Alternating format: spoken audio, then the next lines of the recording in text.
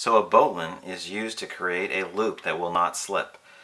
In Boy Scouts, we're often talking about creating a loop that won't slip. If someone's fallen down a cliff and they need to tie a rope around themselves that allow them to be pulled up without choking or cutting themselves off, you would use a bowline. I'll show you the bowline and the water bowline, and then maybe we'll show an alternative to doing a one-handed bowline. So that's the bowline.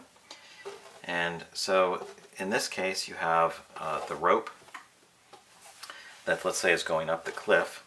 And the way that it is tied is you throw the rope over, you make a loop. And some people like to say, this is a rabbit. A rabbit comes out of the hole, around the tree, dives back into the hole. But the key thing to remember about that is you pull these three, the rope that goes up the hill and the three on the bottom are pulled at opposite to each other. So it creates a loop that will not slip. Now the water bowline is quite similar to it, and you can imagine it be very effective to use this if you're tying and it's going to be in wet conditions, because you want the knot to be easy to tie, easy to untie, and to be effective. And so the water bowline helps you tie this in wet conditions. So you throw one loop, but now you have two holes coming up. Okay, you're going to be tricky with your fingers on how you're going to hold that. So you have these two loops, you stack them one on top of another. So in this case, the end of the rope or the rabbit will come up through both holes. We'll go around the tree and dive down following the first rope, going down in the same channel. Go down the first hole and go down the second hole, be pulled through. Now you're going to pull that tight. You can adjust the second knot as well.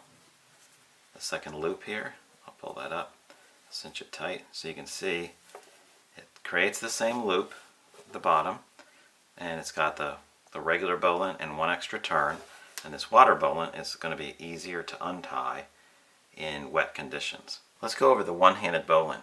So normally with a bowline, we're going to turn the rope like this.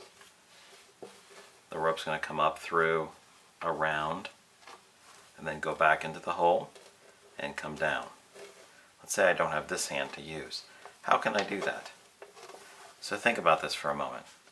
We can turn the rope like this. We can turn the rope like this if it's tight.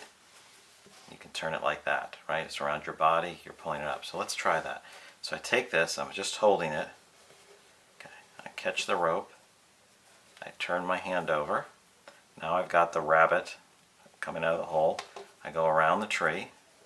I pull it back through the hole. Okay. Now I have my bowline, one-handed tied. If you like it, please subscribe.